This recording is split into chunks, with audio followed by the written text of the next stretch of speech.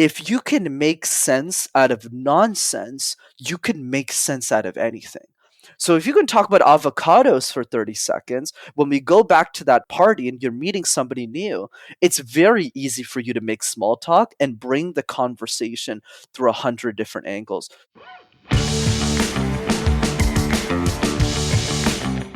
You are listening to Personal Development Mastery Podcast, providing those with the desire to grow with the simple, consistent actions needed to master personal development and create the life they yearn for.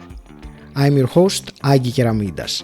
A few years ago, I found myself unfulfilled and unmotivated, like I had lost my sense of purpose and my life was merely passing by. Since then, I've been on a continuous journey of personal development that has transformed every aspect of my life. Now, my mission is to inspire you to grow, stand out, and take action towards a purposeful and fulfilling life.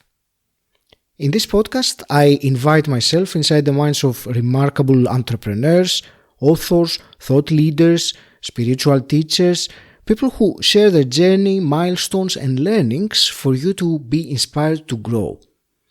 In each episode, you will find practical action points that you can implement right now.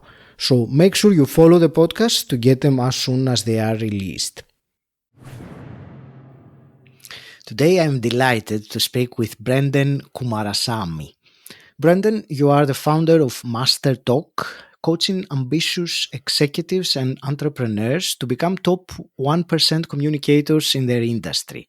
You also have a popular YouTube channel called MasterTalk with the goal of providing free access to communication tools for everyone in the world so that they can master this important skill. Brenden, welcome to the show. It's such a pleasure to speak with you today. Aggie, the pleasure is absolutely mine. Thanks for having me on the show.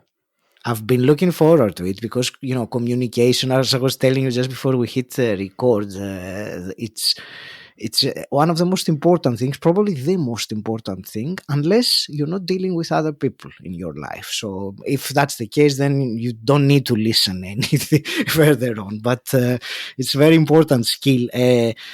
So we're going to talk today about communication, public speaking, things like that. But before we go there, I would like to ask a little bit about your journey. And in particular, I would like to ask you to share with us some major transition, some major turning point in your life journey that brought you to what you are doing now, the communication coaching and sharing knowledge about communication.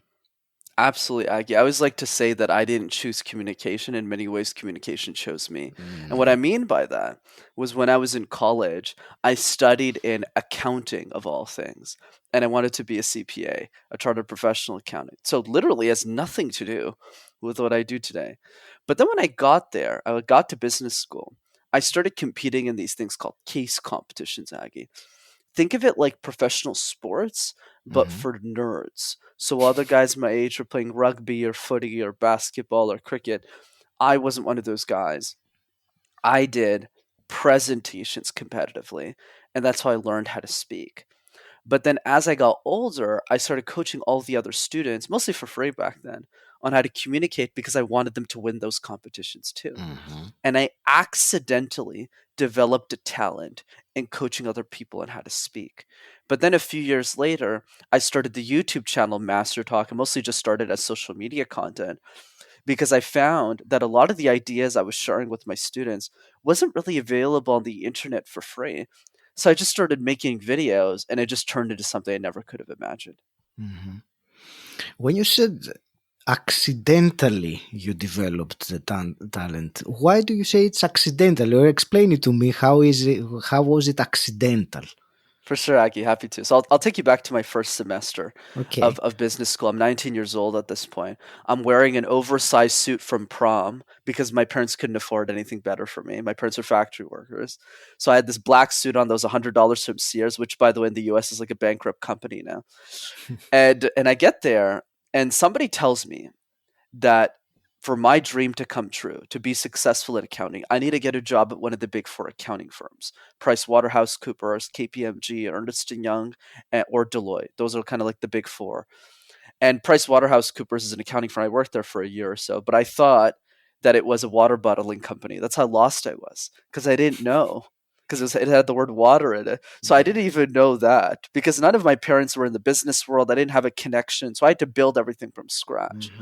So somebody told me I needed to network. So I put this suit on, Aggie, and I go to networking cocktails to meet people who are 3 years older than me, who had jobs at these companies after they graduated from school. And I asked them, how did you get this job?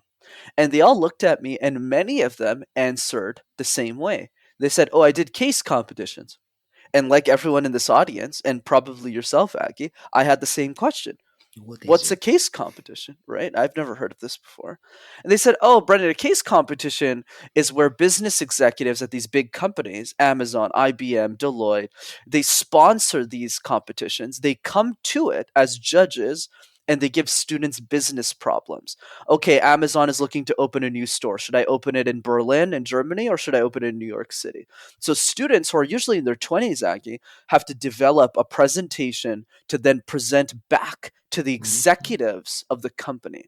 And the reason I did them, Aggie, wasn't because I had a passion for communication, not because I was in theater my whole life and I loved communication. It's because I wanted a job. I saw it as my golden ticket out of poverty, so I took it. And then when I started doing these case competitions, I did get the job that I wanted, but I got so much more. I developed an obsession behind these competitions, and that's what accidentally led to my skill set in communication. That's great. And you said you didn't start with having passion about communication. So when did you discover that? All right, You used the word obsession just now, which is even a stronger word than passion. So when did you discover that? Wow, this is it. I'm Right. So obsessed about it. you could think of me. My obsession grew over time, Aggie, but it definitely started after I started winning competitions and I realized I was good at them. Mhm. But also when I started losing competitions, and it Mm. infuriated me. Mm. I'm very competitive, so I'm like the Michael Jordan that nobody cares about. And what I mean by that is when Michael Jordan, obviously, for those who have seen the Last Dance documentary on Netflix, which I highly recommend. I don't even like basketball, but I love that documentary. Mhm. You see the mindset of somebody like Michael Jordan and what it takes for him to win. But you also see him being very rude to his teammates. He's pushing them around. He's saying, we need to win this championship. I was exactly the same way in college, but in a sport that nobody cared about. So I never got Yeah. in trouble for it because case competitions is really small. So that obsession behind winning, not around communication and teaching other people how to speak. The year after, when I was 20 years old, Aggie, I became an executive in one of that programs because it's a student-run group, and we interview the people. It's like a sports team, so we interview the best students to get into the program. And I Mhm. looked at my executives who were also in their 20s, and I said, guys, 20 out of the students we recruited this year are really smart, but they're not great at communication. I won a lot of these competitions. I won MVP as a speaker. I don't know how I got good at speaking, but let me start coaching them. I don't know how to coach, but let me figure it out so that we can win competitions. And that's what happened. But then in my last semester of college, when I landed my job at IBM as a consultant, I thought that was my life. I want to be an executive there, make $500,000 a year, retire my mother, and just live my life. But in my last semester, Aggie, that's when the obsession behind communication came, where one of my students, I'd coach 60 people on how to speak for free Mhm. because I just loved it. And one Mhm. of them just asked me the question that changed my life. And the question was, how did you learn how to speak? And I said, what do you mean? They said, well, Brenden, you're this great speaker. You've learned all this. Did you do this as a kid? Did you do Toastmasters? Did you hire a coach? And I was like, no, I don't have any money. I was a student. And that's when he told me about YouTube videos. And I started watching the other videos on YouTube on communication from PhDs in the subject. And I Mhm. looked at him and I said, this is wrong. That's wrong. That's wrong. That's not how I coach that person. And I disagreed with so much of what they were saying that I had the naivete to believe I could do better. And that's what started MasterTalk. That's amazing. Tell me something in particular that is well known, let's say, knowledge or advice in speaking that you disagree with, as you said. Give me an example. What a beautiful question that almost nobody asks me, Aggie. Happy to go into this. There's probably 10 different answers to this, but I'll give you two or three simple ideas. So the first one is the focus on the fear. So a lot of communication experts who are double, triple my age, Aggie, they're very theoretical based, right? They study communication as a profession, but they don't actually coach clients a lot as a business. They're not tied. They're not accountable to the results. So what that means is, let's say, and there's no offense to them. I love them. They're friends of mine now, right? They all do great work. But the point is if you're a university professor of communication, your salary is tied to what the university is paying you. So it doesn't really matter whether you get results for clients or not. Whereas somebody who does this as a business, which I only started doing when I got really good at it, is if I don't get results for clients, my executives ain't recommending me to other people. Yeah. So there's a lot more practicality to it. So let's go through those ideas. Simple one to start. The fear of communication. So many experts emphasize the fear. We're scared. We're scared. Life is bad. The next thing to speaking fear is death. And they talk about this. And in my mind, it's like, wait a second. If you want to get better at speaking, why are we emphasizing death? That's not going to help us get better. So for me, the question that I challenge everyone that listens to my message and my videos to think about is, how would your life change if you were an exceptional communicator? Think about the positives. That's one. The second key difference was practicality. So going back to the PhD way of approaching communication, it's highly theoretical, and there's a lot of complex ideas that an everyday person can't really grasp and internalize in the way that they practice communication. It's not simple enough to a single mother who has 7 kids. Like, they don't have time to go through these dissertation defenses and understanding what that person is saying. So my version of it is, how do we bring simplicity to the way that we convey ideas? An example of that I'm sure we'll tackle in this interview is like the random word exercise, right? Pick a word like nuts and home and create random presentations. And then the third one, I'll throw it back to you, is a structured approach to communication mastery. So a lot of people, since you've actually had a lot of training, you can resonate with this. A lot of the experts speak about communication in generalities. Be yourself. Be your most authentic version of who you want to be. Master storytelling. What does that mean? Like, watch Disney movies and take notes? And the other piece to that, I'm sure you're getting the idea. Yes, I do. That's why I'm laughing. So there you go. No, there's what you said. It's so true, because be true to yourself. Be authentic. Yeah, have your own style and master the storytelling. It's a beautiful piece of advice, but what are you meant to do with that? How can you master this? So tell me how I can do that more specifically. So thank you for this answer. And I also liked very much what you said about shifting the focus from the fear of speaking towards how will you change, or what kind of person will you be on the other end of when you have overcome that. And it's a great shifting of the way we think about it. And let me combine that with what you just said and ask you to give us something practical for someone who has that fear, because regardless of whether we focus on it or not, there is, I think most people would agree that before you speak in front of people, there is physical sensations, you have some agitation at the very least anyway. So give me something practical on how can someone overcome or get past that fear and focus more on, the other side. Absolutely, Aggie. So there's 2 approaches to that. The first one is bringing back to my common sense approach, which is, just because something is fearful doesn't mean we shouldn't do it. Because by nature, there are so many things in our life that we've done in our life scared, right? Like, if you're an immigrant listening to this, you moved a country, everything you had in that country, you left it all behind and you joined a new country. Let's say whether it's the United States, the UK, Canada, doesn't matter. So you left everything. Were you really excited doing that? No, you're really frightened. You're like, oh my God, I'm going to leave my family. Is this going to work? But you do it anyways because you want a better future for your family. But let's even go through a couple of other examples. Asking somebody out on a first date. You don't do that excited. You're a little bit nervous. Like, oh, how's this going to go? Getting your first job, getting married, having children, all losing weight, right? Getting a 6-pack, getting in better shape. All of these things in our life that we've already done, not things we're going to do, that we've already done. had fear around it.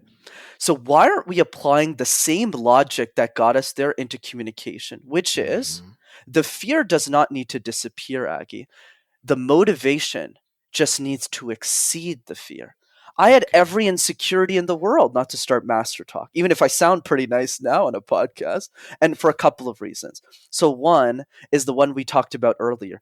I literally studied the opposite of what you think a communication expert would study. I have a bachelor's degree in accounting. Makes no sense. The second challenge is, for those who don't know, I grew up in a city called Montreal in Canada, and that's a city where you need to know how to speak French. So my whole life, I actually studied in French school. That's why I'm fluent in it. But my whole life, not only was I scared of communication, I was presenting in a language I didn't even know.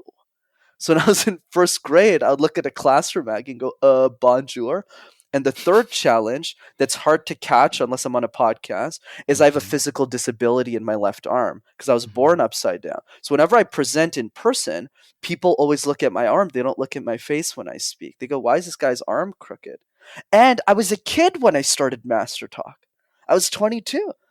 So why did I believe I could be that person for people? Because my message was more important than the fear, like a boxing match. One side of the ring is the fear, the other side of the ring is the message. And I'll give you my message. The 15-year-old girl who can't afford a communication coach, what is she going to do? Listen to 55-year-old PhDs in communication? No offense to you, obviously, right? 55-year-old. I don't have a PhD. Right, I don't know, but you know what I'm saying. I just want to make sure I'm fine. I was trying to make a joke of it and ignore the 55 bit. Right, ignore that, please, because you're great. And a lot of them are my friends. So, but the point is nobody's serving that girl because capitalism does not favor that little girl. Yeah. You can't make a lot of money coaching her. So that message was just more important. So for all of you listening to this, find the motivation. And motivation doesn't mean be the next Tony Robbins, do a TED Talk.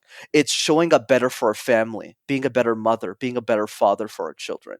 It's how do we make new friends? It's how do we show up better as a leader at work? Figure out what sparks your interest and use that as fuel to get better.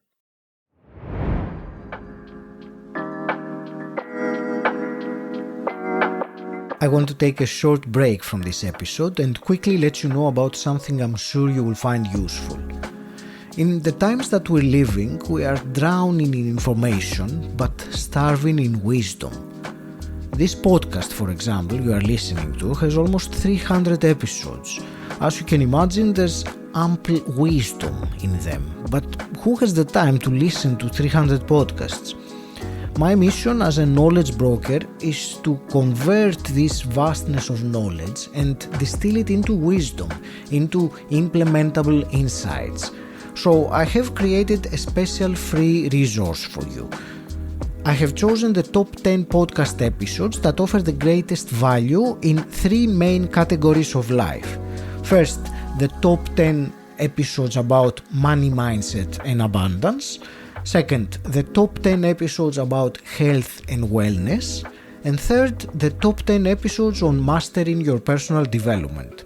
This free ebook is a catalog, a curated index of those top 10 podcast episodes in each category that will offer you the greatest value and in the shortest time. To get the ebook, go to personaldevelopmentmasterypodcast.com/top10. You will also find the link in the show notes. Alright, let's get back to the episode.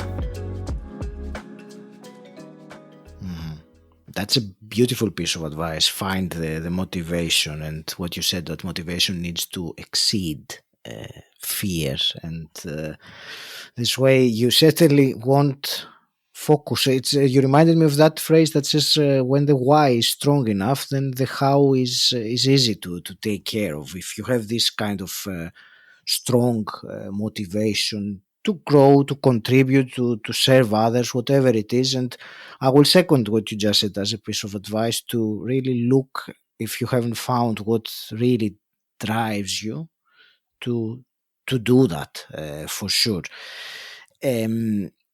I will change slightly. I will still speak about that. I will give another angle on what we were just saying. One was the fear that you mentioned a couple of times. I also wanted to hear your thoughts on confidence regarding speaking, public speaking, or speaking in front of an audience. How do you approach that, the term of confidence in that? How relevant is it? Yeah, absolutely, Aggie. So for me, as Dan Henry says so well, competence breeds confidence. So what does Mm, that mean? That means as we increase the level of repetition in what we do, we get more confident in the ideas that we convey. So of course, when I was younger and I started MasterTalk and I was coaching a lot of C-level executives, I was really worried because I didn't really know how to do it. But as Ali Gadet says so well, if you help one person, the world will give you permission to help everyone else. So you start with one, then you double to two, you double to four. One other piece I'll add to that, Aggie, is going back to how I view communication as a structure. For me, communication is like juggling 18 balls at the same time. So one of those balls is eye contact, one of them is smiling, one of them is looking at the camera lens when we're speaking, one of them is body language, storytelling. But you'll notice as I start listing these off that it can get really overwhelming for people. So for me, the question has always been, which also helps us build confidence, what are the three easiest balls to juggle? mm-hmm, Because if we just do those, which is what you can do on a day-to-day basis, mm-hmm. you can get much better at building your confidence. So let's talk about ball number one. I'll throw it back to you, but I'm happy to talk about the others if you'd like. So the random word exercise, it's really simple. It's just nobody does it. So people listen to that tip, Aggie, and they go, oh, random word exercise. Okay, so I pick cup and I do this with my kids and I go, okay, you get xylophone, I get trombone, then you get home. But the problem is nobody does it. Mm-hmm. That's the challenge. Mm-hmm. Whereas me, I've done the exercise 3,000 times. So for you who's listening to this, I challenge you to do it 5 times a day. And for those of you who tell me you don't have time, you all shower every day, hopefully. So you got 15 minutes in there to do the random word exercise. And if you do it for a month, you'll have done it 150 times. So that's is what build confidence. Amazing. So tell me about the random word exercise. So explain it to us. How? What does it involve? Absolutely, Aggie. I think an easier way to approach this is how about you give me a word and I can just demonstrate it? Okay. Microphone. Awesome. Microphone is too easy for me, Aggie. Give me something a little harder. Yeah. Just to make sure it's the audience doesn't Uh, think I'm cheating. sure. Vitamin supplements. I know it's two Okay, words, but it's still a one concept. that's great, Aggie. So obviously, for those of you listening to this podcast, Aggie definitely did not give me vitamin supplements, and I have to create a presentation of dinner, which I'll do right now. Ever since I was a kid, Aggie, I didn't really have that much money to eat breakfast because I didn't grow up with a lot. So my parents would always give me lunch or dinner. And I remember as I was growing up as a kid and social media started going on the rise, I would see ads and videos about vitamin supplements. And I'd always think to myself, who in the world can afford these things? I can't even afford a $10 croissant or a $5 croissant at a cafe. But what I learned as I got older, as I gained a little bit more wealth, a little bit more wisdom, is that the benefits of vitamin supplements, or really any other supplement, greatly outweighs the cost involved if you choose the right one, if you pick the right supplement. And I find in our life, Aggie, when we invest in ourselves, we invest in the wrong things.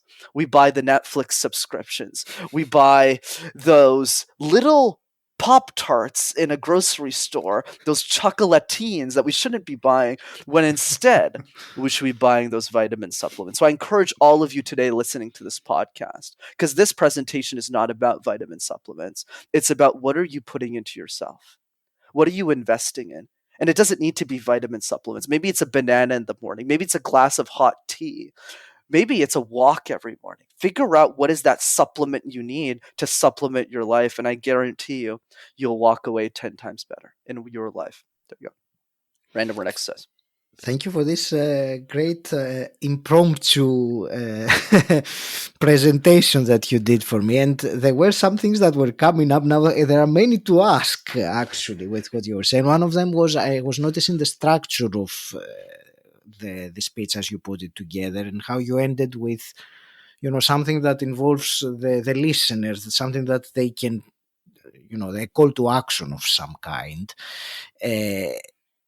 Does that, let's talk about this a little bit more, clarify something I have, this random word exercise. So we're picking up a random word, maybe open the dictionary and go to a random page. I think my dictionary app has a random word of the day, so it's very easy to do. And then you construct a story. Does it have to be anything real, or does it have to, can it be completely imaginary, coming from imagination? Is there anything else in terms of structure, or is it just a matter of creating something coherent based on that topic, regardless of whether it's true or not? Absolutely, Aggie. So the answer is yes to your point about just being coherent is more than enough, but I'll add a couple more layers to this. Okay. So the first thing that I'll say to everyone listening to this is, remember, the best way to speak is to speak. You can listen to me and Aggie talk all day, but if you want to get better at communication, you actually need to do it. That's why the rule in my ecosystem is we do not get points for doing the exercise well. We get points for doing the exercise a lot.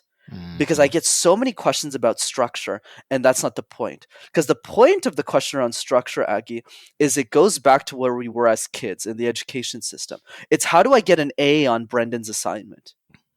Because Brenden has this assignment for how do I get an A+? Do I start with the personal story? What's the rule? But the challenge in communication, Aggie, is there are no rules. Style is something you develop over time as you get better and better at communication. So for all of you, it's really a question of, am I willing to do it 100 times? Because if I asked 10 different people the word vitamin supplements, let's go with that, they would all give me 10 different answers how they would approach it.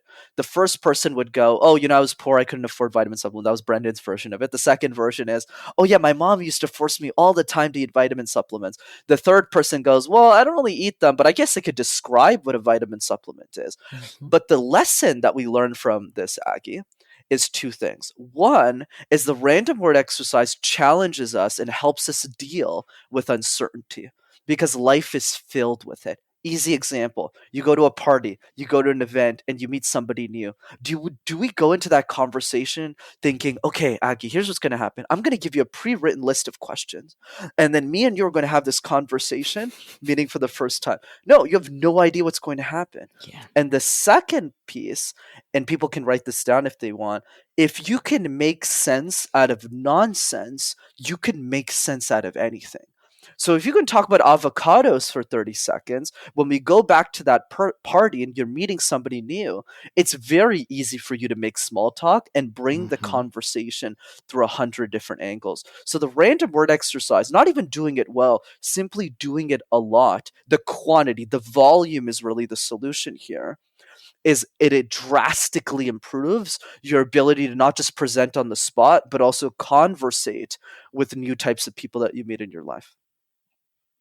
It also sharpens the mind, doesn't it? Because when you have to come up with something very quickly that you don't know what it is, because it's one thing to prepare for a speech or a presentation, and it's another thing to have to come up with something on the spot and something that is, coherent and good and, presenting or conveying a message. So, and the other thing I got very strong from your answer previously was that you have to do it. You have to do it. I think you said do it 5 times a day, and that's really easy. No, well, it's simple. It's not easy, but it is very simple to do. Then it is a matter of understanding the benefits of it and doing it. And I'm certainly going to start doing it, Brenden, for sure myself, because it's a great something that I had kind of not done in a long time. I remember doing a similar exercise when I was attending Toastmasters, where we would have to come up with, we would pick an object out of a bag. I'm sure you've done similar things and speak about it for 2 minutes. So it was great.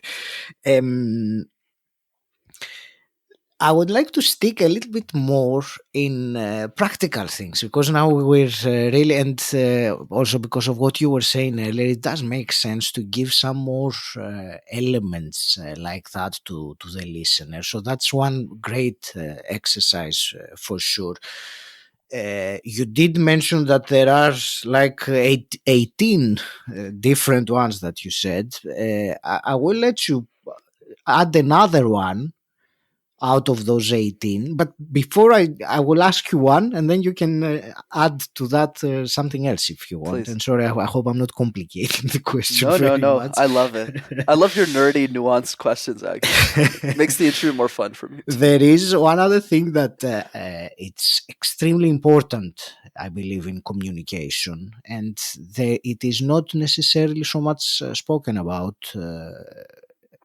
and that is the tonality, how we use the tone of our voice to convey our message. So I would like some practical, again, things or exercises one can do to improve this tonality, which plays a bigger part in the message than actually what the words mean, based on that famous study that I don't remember who it was, but I'm sure you know which one. That I mean that the tonality is the most important, and the body language. But let's talk about tonality, and give me your thoughts, and more importantly, some kind of practical exercise one can use to improve that.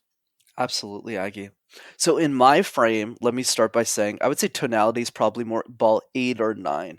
So for those of you listening to this, start with the random word exercise and don't do the vocal tone tips until you've done that 100 times. Okay. but I'm happy to share. So what's the tip that I have that's a little bit more advanced for people listening, but I'm happy to share it anyways. Is there's 3 different types of tones to keep it really simple. Yeah. High tones, middle tones, and low tones. So high tones just means 20% higher than how we normally speak. Not too loud. You don't go too loud, so you're yelling, right? Regular is just how we speak, and 20% lower than how we normally speak is low vocal tones. So why am I saying normally speak? Because for an introvert, Aggie, this is high vocal tones. But for an extrovert, that's normal tones. Yeah. This is high tones. So it's really relative to you. That's one part. The other part, which is more the practical layer on top of that, is a realization that the best communicators on the planet, Aggie, use all 3 tones at the same time whenever they communicate an idea. So I'll give you an example. Let's say we use the sentence, John loves apples. He eats them every day. So John loves apples. He eats them every day. So this is me on the same tone. Now watch me use all 3 and pay close attention to this. John eats apples. He has one every single day. So notice I'm using high and low. I call this the roller coaster of emotion. So how do you practice this? How you practice this is what I call the 10 vocal tone test. So you take a word, or even just a single word, and you try and present that single word across 10 different tones. And it doesn't have to be 10. I just say that to make it sound fancy, to make it look nice, but just try a bunch of tones. I'll give an example. Passion, passion, passion, passion, passion, passion. So notice how I'm using the same word, but I'm practicing different. I know I look crazy, but you get the idea. That's why I'm saying that's ball 8, because it's a little bit more advanced. But when you practice that, you try 8 or 9 different tones, and you're like, I like passion better, so I'm going to pick tone number 3. That's what you use in speech. That's amazing. Thank you for that. And let me ask you now, another one that came to mind is something that I know that I do a lot and I would like to improve personally, and that's those filler words, and I've actually had conversations in the past about this, because in the way that I communicate or I speak, I find that they're necessary. I've tried to cut them off at some point in the process of editing, and it sounded awful. It sounded unnatural. It did not really sound like me. It was chopped down. What is your take on filler words, their importance, and what can we do practically to, because I'm noticing you now all during our speech, our conversation, our interview, you haven't, I don't remember hearing you go, like I have, and I'm doing it. So shed your light on this one for me. Let me start with this, Aggie. Take it from a communication expert, or people call me an expert, so I'll take it. Is you haven't said a single filler word either. I haven't heard one. Or you've said so little that I haven't noticed. So I think you're just being very humble. You're definitely very good at this. So let me start by situating this. So going back to the 18-ball analogy, I would say getting rid of filler words is probably ball 6 or 7, just so people are keeping track of all of it. So let's start with, why do we say them in the first place? Okay, going back to that common sense approach.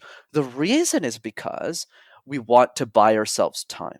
So when we were in high school and we were in front of the class as a student giving a history presentation that we didn't want to give, and somebody would ask us a question that we didn't prepare for, we go, and then we answer that.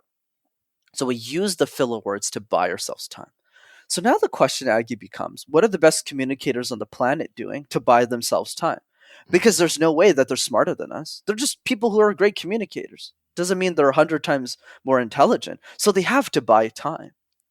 So what they do is they use pausing to buy time. So instead of instead of using filler words, they replace the ums and ahs with nothing.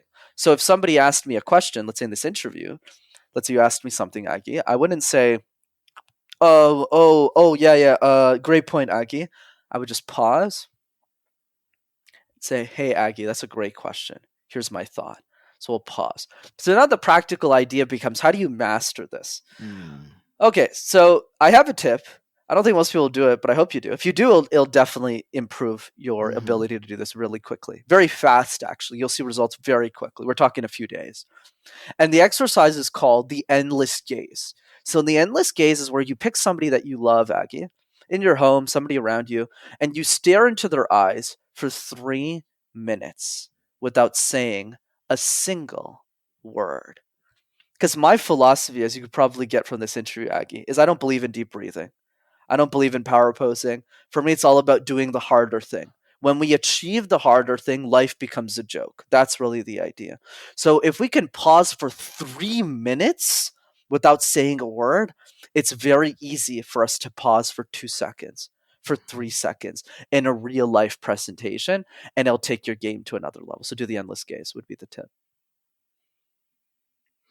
Amazing. Thank you. I will ask for one more of those 18 tips, because you said this was like the 6th in importance. You said the random word exercise. I don't know if that was the number 1, but give me one of the really top ones.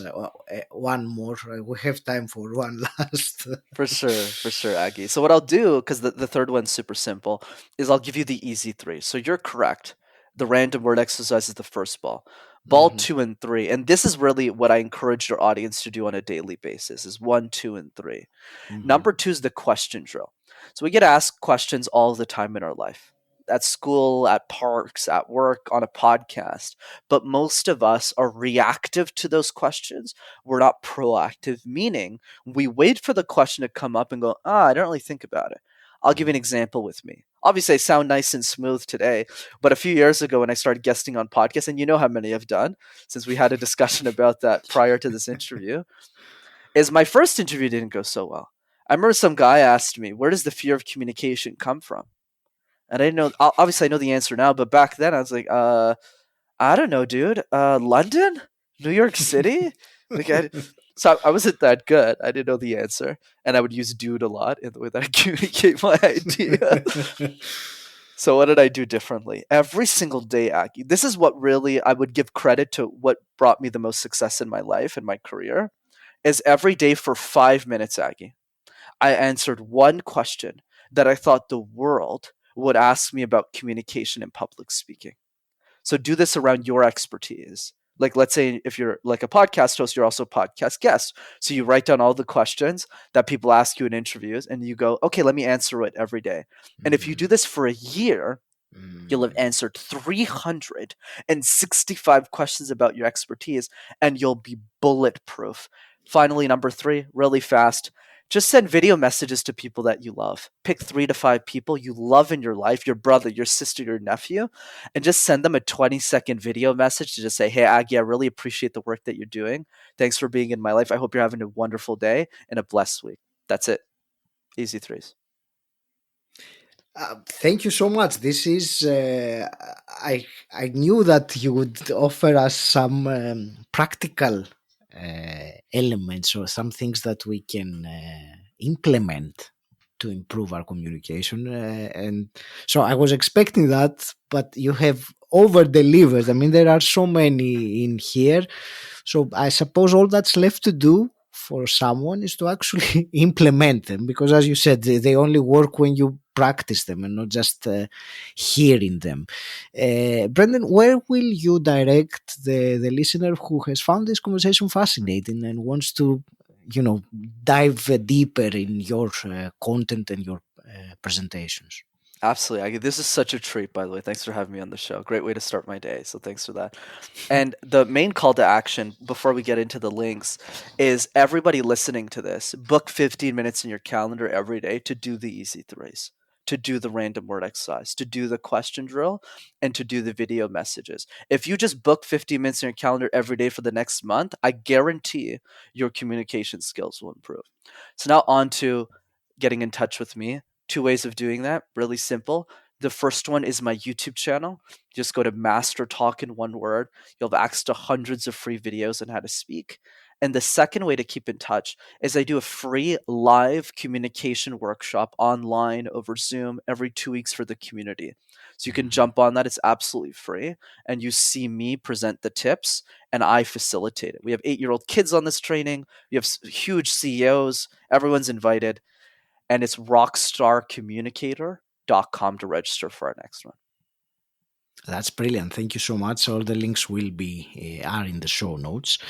And let me ask you some final quick fire questions then to wrap it up. And the first one I always ask is, what does personal development mean to you? Personal development is a journey, Aggie, that helps us discover our unique essence in the world. So the deeper we dive into personal development, the deeper we learn about who we are and who we're meant to be in this world. So that's how I define personal development. Thank you. And hypothetically, if you could go back in time and meet your 17-year-old self, what's one piece of advice you would give him? I would say, he would give me or I would give them? You would give him. Oh, okay. That's interesting. I thought you were asking that. I was like, that's an interesting spin. That's actually a great question. The opposite one. Yeah, the opposite.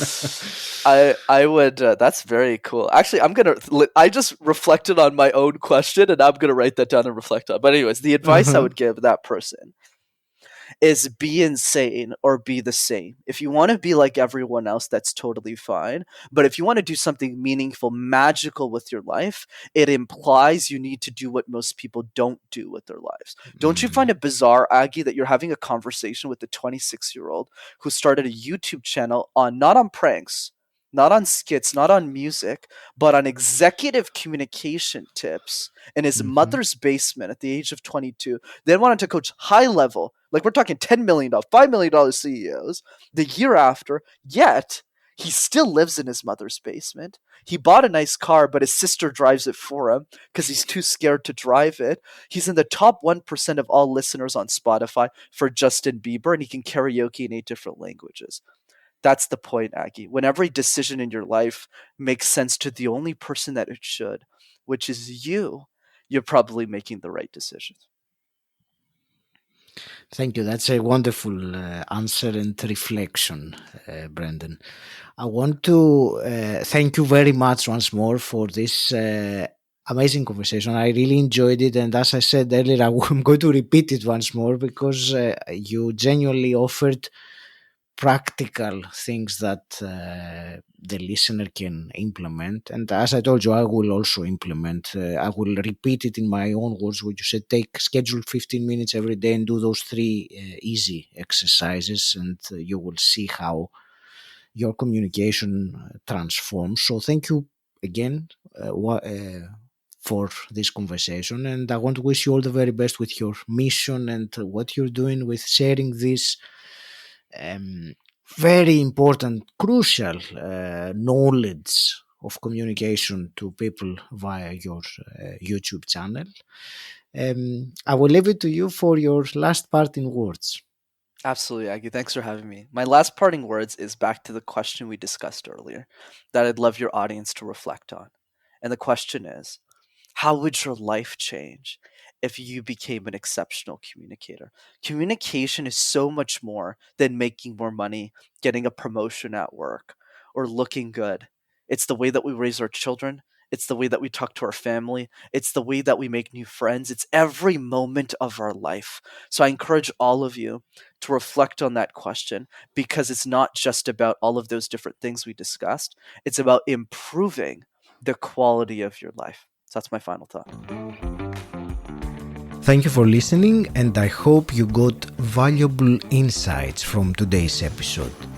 For your free ebook with the top 10 podcast episodes that offer the greatest value in 3 main categories of life, go to personaldevelopmentmasterypodcast.com/top10. Until next time, stand out, don't fit in,